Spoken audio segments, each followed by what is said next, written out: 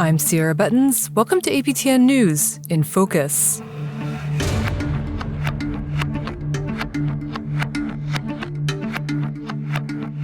This week, we're putting election results in focus.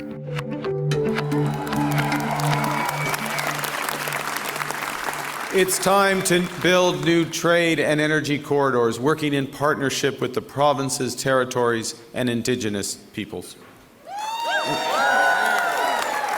It's time to build hundreds of thousands of not just good jobs, but good careers in the skilled trades. It's time to build Canada into an energy superpower in both clean and conventional energy. And it's time to build an industrial strategy that makes Canada more competitive while fighting climate change. The April 28th federal election pretty much went the way pollsters had been predicting. The Liberals won, the Conservatives became stronger and will be the official opposition. The Bloc Québécois was reduced in numbers, and in almost every region, the NDP lost seats, even losing party status in the House of Commons. Of the 45 First Nation, Inuit and Métis who put their names forward to be candidates, 12 will head to Ottawa to be sworn in as members of Parliament. One of them is Jaime Battiste, a Mi'kmaq MP for the Liberal Party who won his seat in Nova Scotia. He's now the senior Indigenous MP for the Liberals. APTN National News host Dennis Ward spoke with him about the election and what comes next.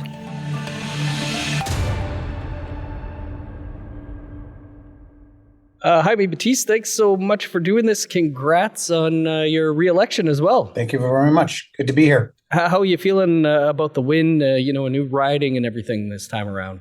Very proud of my team, very proud of the efforts we put forth. It's not easy starting fresh in a new riding where 75% of the people don't know you after 6 years of being an MP. But, I think we worked hard. We ran a good campaign and we persevered. Good stuff. Every political party this time around has an Indigenous member of their caucus. So what do you think that means in terms of pushing issues forward for First Nations, Inuit and Métis peoples? I have to believe it means positive things. I have to believe that, all parties are going to look and do what they can to, advance reconciliation. It's really great. I know that I saw AFN reporting that we had 8 First Nations members of Parliament elected this election. That's amazing. I'm really happy to see that. It's pretty hard when you're the only First Nations who lives on a First Nations reserve out of 338, trying to explain to folks what it's like for the lived experience of living on a reserve as a First Nations person. And sometimes we get left out of the discussion when it comes to the provincial and federal jurisdictions. Yeah, I think tied the record this time, sending 12 to the House of Commons. We've heard from Indigenous peoples in the past, in particular women, though, that have had struggled on Parliament Hill. Have you encountered any of those types of struggles? I think it's always a struggle working in a colonial system that wasn't built for you. I mean, I've tried to push the boundaries for everything from wearing medallions to wearing vests. I think it's important when Indigenous and First Nations people look at the Parliament and the House of Commons that they see themselves reflected. And I think that's one of the things that is important for us to do in moving forward. And I know that it's going to be a challenge for people to start working in a system that wasn't designed for them, but it's the challenge that we have in front of us. And it's great to see more numbers in this election. You ran for the leadership of the Liberal Party, and when you stepped aside, you immediately threw your support behind Mark Carney, Prime Minister Carney now. Did you advise him during the campaign, or have you spoken to him at all since the election? When I decided to run for the Liberal leadership, I wanted it to be known that what I wanted to see was us advancing reconciliation and not taking steps backwards. I hadn't heard that from any of the candidates at that point, and it took several conversations for me with Mark Carney to believe that he was going to advance reconciliation. We weren't going to take steps backwards. That the things that I felt was important, like the environment, advancing reconciliation, tackling the wealth gap, these were things that he would champion as well.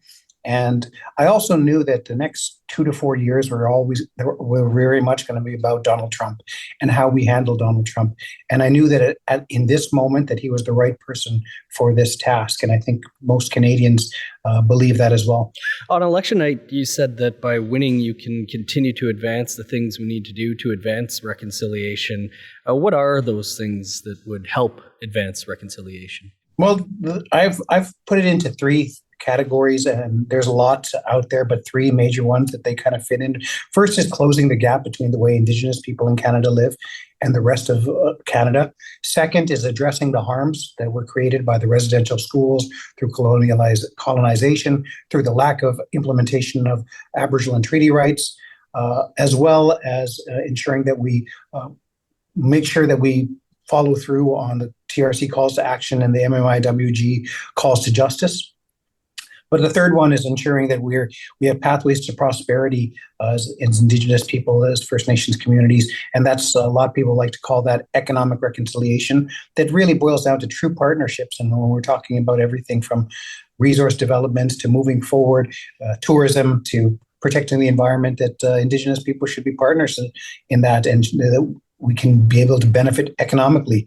And it's we could probably fit just about 50 to 60 different things into those three categories.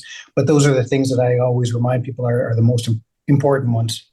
I think it's safe to say that, at least on the national stage, most Indigenous issues were left out of this election campaign outside of communities that have natural resources or on a pipeline route. How will you get those issues on the agenda, Mark Carney? Well, I think that we have 8 First Nations MPs that are going to help do that as well. I think that, I saw that we've elected 4 with the Liberals. That's going to be great to see. But, as an Indigenous caucus, we have a chair, and we have the chair's ability every caucus meeting to speak to Cabinet and the Prime Minister about what's important to us as Indigenous Liberal caucus. And I think that's where I've enjoyed the last 5.5 years, being able to hold that position and be able to talk to Cabinet and the Prime Minister about what's important to us. And that's the opportunity that we're given as being elected members of Parliament. And that's the importance of having a strong Indigenous Liberal caucus, is the ability to every week get up and say, here's what's important to us. Here's what we need to see movement on. Here are our priorities for the budget, and to push for those things. We have a prime minister now who early in the campaign mixed up whether he was talking about First Nations, Inuit, Métis. It wasn't clear when APTN asked him about treaty rights when campaigning in Nova Scotia. There's also an MP, a Conservative MP, heading to the House from British Columbia who says Canada isn't a genocidal state because of residential schools. So what do you say about the state of federal politicians who are now heading to Ottawa? I think there's a lot to learn. One of the things I learned as being the treaty education lead for Nova Scotia is there's a lot to education needed around Indigenous people in Canada. I think that's really important why we have the National Day for Truth and Reconciliation. It's not just a day for us to remember what happened at the residential school, but an opportunity for us to learn.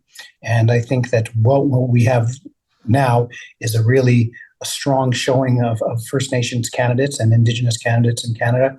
And it's incumbent on us to ensure that we're not only advocating, but we're also teaching and sharing knowledge.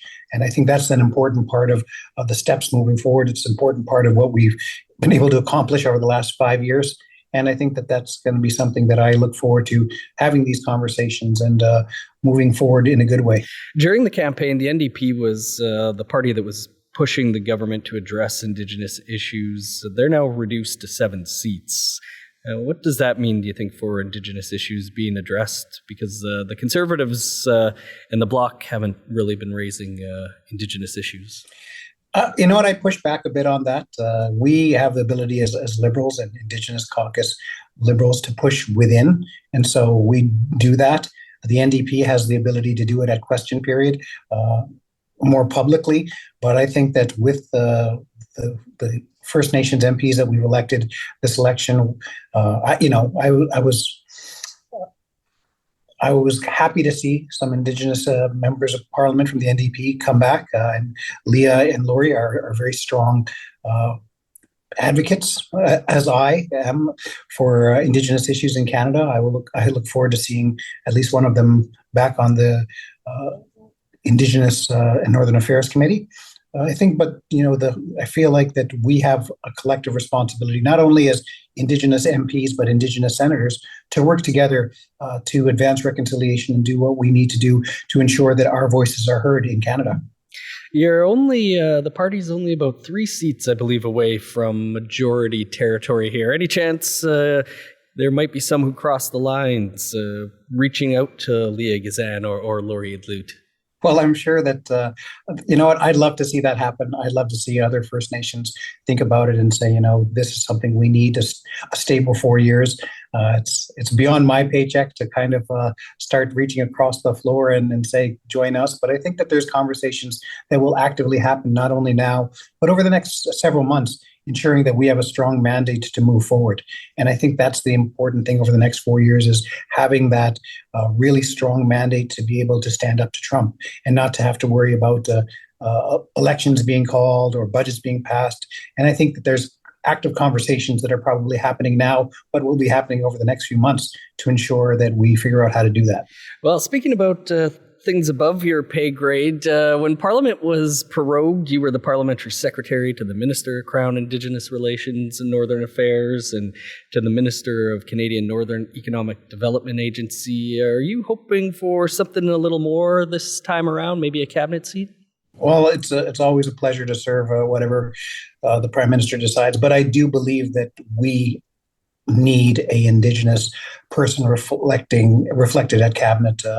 It's something that I think that we, not only as Indigenous people in Canada, need to be at the parliamentarian table, but also the cabinet table as well. And I think that's something that we've had in many cabinets before. We didn't have it in the last one, and I think that's something where we need to improve on. Well, and the Liberal Indigenous Caucus is now made up of 5 MPs, including yourself. Have you spoken to Mandy Gull-Masti or any of the other winners yet? I've been trying to get their phone numbers. I've reached out to the ones that I have their phone numbers and congratulated the ones I had in my phone, but I'm still trying to reach out to the other ones and schedule our first Indigenous Liberal Caucus meeting. So that's something that I'll be looking to do in the future. Yeah, there's been a lot of exchanging of contact info in the past week here so far. Mentioned, 3 seats short of a majority. It's a pretty divided House right now. What are your thoughts on how long this minority government could last? I believe that we've, being 3 seats short, that we have to govern like we're a majority. We have to also reach the olive branch out to other parties and say, listen, we have more unites us than divides us, really, as Canadians. And we have a threat down in the States that we've never had before. And it's incumbent upon us. And it's really important that at this critical time that we try to unite as Canadians to protect our country. Indigenous people are no strangers to colonization and imperialism. And what we're seeing from the States is scary. As we've got a history of doing this, we will fight back and we will push back and we will do everything we can to protect our sovereignty and our nations and the treaties that we've signed, not only with Canada, but with America as well.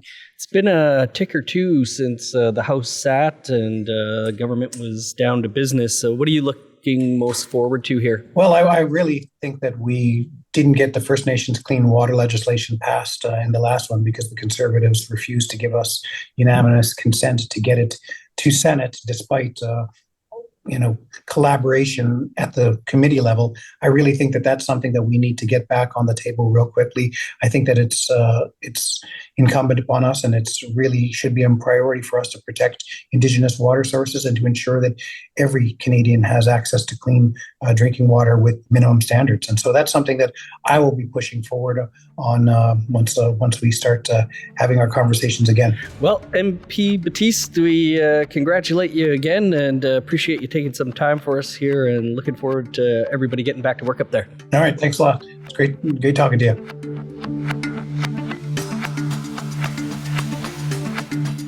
That was APTN National News host Dennis Ward speaking with Mi'kmaq MP Jaime Battiste.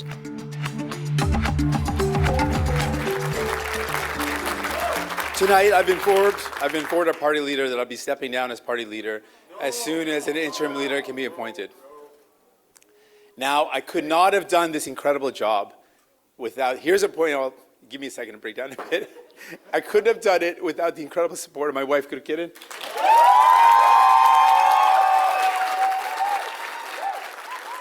While Liberals and Conservatives are celebrating the election results, the NDP are trying to figure out what happens next. Leader Jagmeet Singh lost his seat and resigned. And the party went from 24 seats in the House of Commons to just 7. And with the loss of seats, they also lost something called party status, which provides numerous resources in Parliament. The thing is, the NDP raised a lot of Indigenous issues while in the House of Commons. And as Paul Thomas, a professor emeritus of political studies at the University of Manitoba tells us, losing party status comes with significant setbacks. Setbacks that could make it harder for the NDP to push the Liberals to advance Indigenous issues. Thanks for joining us, Paul. So, after winning just 7 seats this election, the NDP has lost official party status. What are the implications of this? Well, that is a big setback because being an official party in the House of Commons brings you opportunities in terms of procedures, time in question period. It brings you places on the committee system that operates in the House of Commons, studying bills and studying policy areas and so on. It brings you a budget and staff resources, an extra salary for the party leader. So all of that is lost. And so whoever becomes the interim leader for the NDP will have to get by trying to ask the other parties for permission to raise questions in question period and get the speaker's cooperation. And we'll also have to use scrums outside of the House of Commons with media outlets and do social media postings to try and keep the party before the public, like get media time in both traditional and so-called social media. And, you know, it's a big rebuilding job. So you're starting with a big handicap because you're no longer an official party in the House of Commons. So since the 2021 election, the NDP has pushed forward a lot of Indigenous issues and policy in Parliament, from the red dress alert for MMIWG2S and the acknowledgement of residential schools as an act of genocide in the House of Commons. But what could the loss of party status mean in terms of the party's influence in pushing Liberals to advance Indigenous issues? Well, it's an additional obstacle that they're going to face just because they don't have the visibility that they once had. And they were in, as you know, a supply agreement with the Liberals. So they had a working partnership with the Liberals. And whatever else you might say about Justin Trudeau, he was identified with the Indigenous reconciliation file. He did make some progress on that file, and part of that presumably came because of pressure from his partner in the coalition, the informal coalition. It wasn't a coalition in which the NDP got seats in cabinet, but they were able nonetheless to be able to push some issues forward. So Mark Carney has said all the right things about proceeding on the reconciliation journey, but we'll have to see in practice how he proceeds with that file. I mean, it's probably the most morally compelling issue, along with climate change, that the country faces. And so if there isn't headway made at the national level, that will be a tragedy. And so we'll have to watch and see. And I didn't look at how many Indigenous people were elected last night across parties, so I don't know what the contingent will be. There is an informal all-party caucus on Indigenous issues in the House of Commons that has tried to ensure that those issues don't get lost in, say, something like the trade war with Donald Trump. So now that Jagmeet Singh has resigned, what happens next? Well, they gather and console themselves that they had a very serious setbacks. In 2011, they had over 100 seats and were the official opposition in the House of Commons. So a little more than a decade later, they don't have official party status, and they're down to 7 or 8 members in the House of Commons.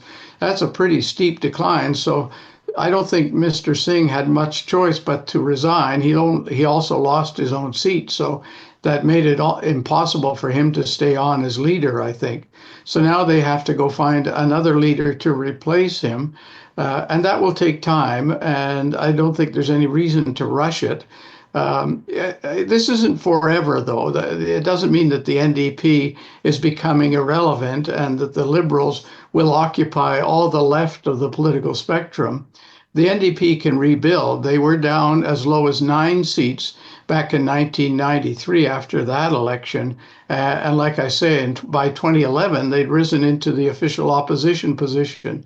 So this isn't the death knell of the NDP. They'll be around to fight further election contests, but it's going to be a struggle, and they'll have to do a postmortem, a diagnosis of what went wrong in this election leading up to and during the election that caused them to lose so many seats, including in key areas like southwestern Ontario, in Windsor and London and places like that, where, traditionally the NDP has had real strength in Ontario.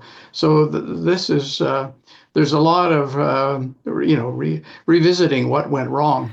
And so what do you think went wrong with the NDP's strategy this time around? I guess to sum it up, I would say through unfortunate circumstances from their standpoint, they ended up in a very, very difficult situation.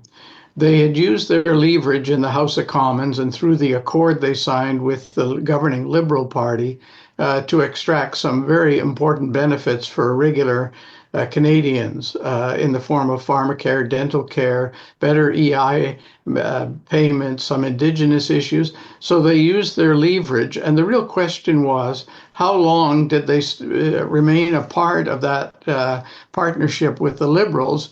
Was there a risk of them losing their identity, with the Liberals claiming all the credit for what was being done and they not getting the full credit? So even before Justin Trudeau resigned and Carney came in and the election was called, there were internal debates within the NDP. I know this from people who are in the party about whether they'd stuck with the Liberals too long, and whatever benefits they'd been able to gain from the partnership, that was over. And Trudeau had become such a lightning rod for anger and frustration that some of that spilled over onto them.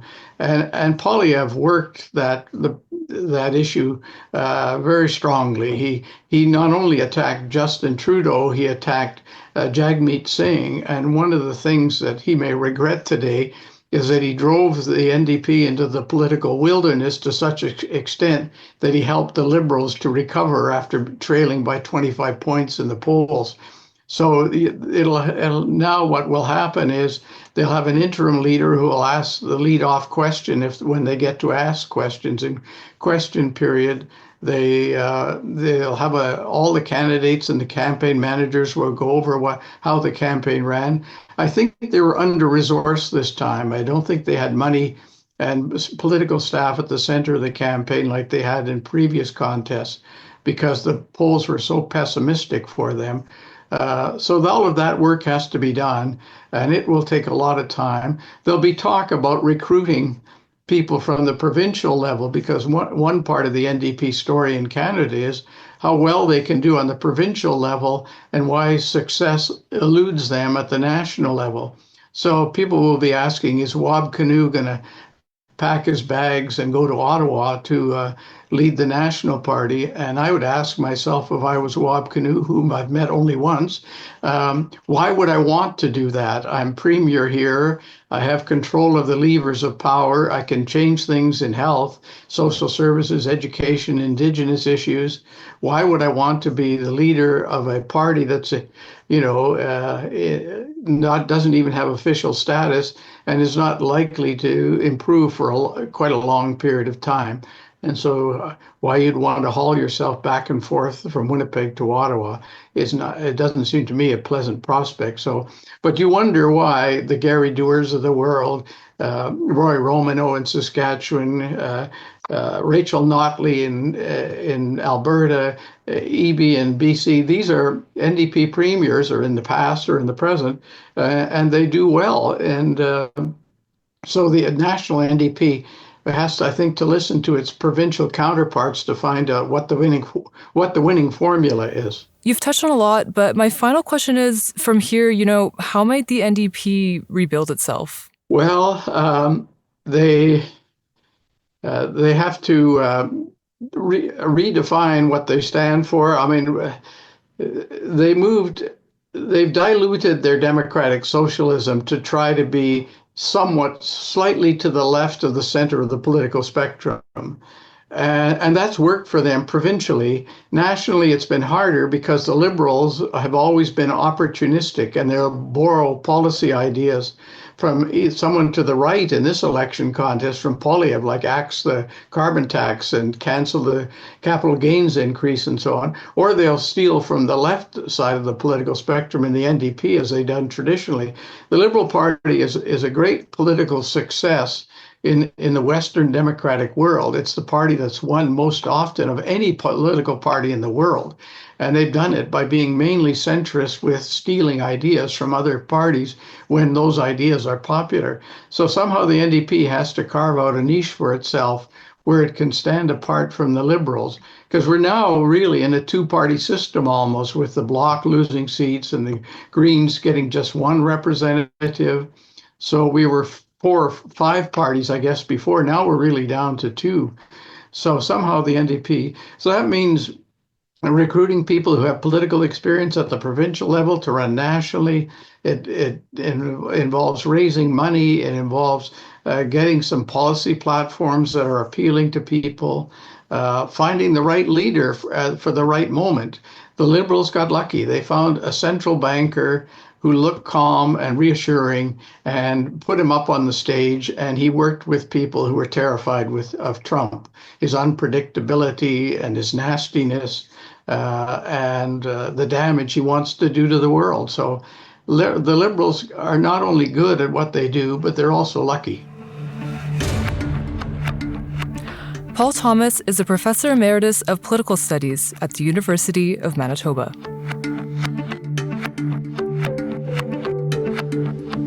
This episode of In Focus was produced by Mark Blackburn and Charmaine Straker, with editing by Jesse Andrushko, and hosted by me, Sierra Bettens.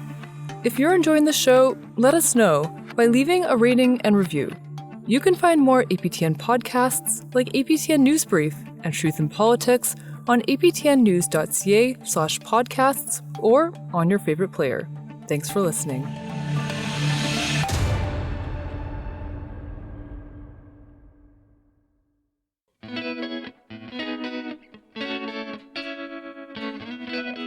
I'm Kathleen Martins, a reporter with APTN News. Homeless, houseless, shelterless people aren't hard to find in Winnipeg, a city of about 1 million in the middle of the prairies. They're on sidewalks, in bus shelters, and down alleyways. They're living in tents and squatting in empty buildings. They're even sleeping in abandoned cars. But who are they? This building here it's pretty awesome, because a lot of the relatives know that if they ever need anything, they can come there and get clothes or food. Or I like that you call them relatives. Well, we're all related in a sense, right? Downtown Safety Patrol Manager Vinnie Lilly is referring to the First Nations, Inuit and Métis people who make up more than half of the city's homeless population. They come from rural and remote communities. Find out why and hear their stories in a new 5-part APTN News podcast with me called Our Relatives.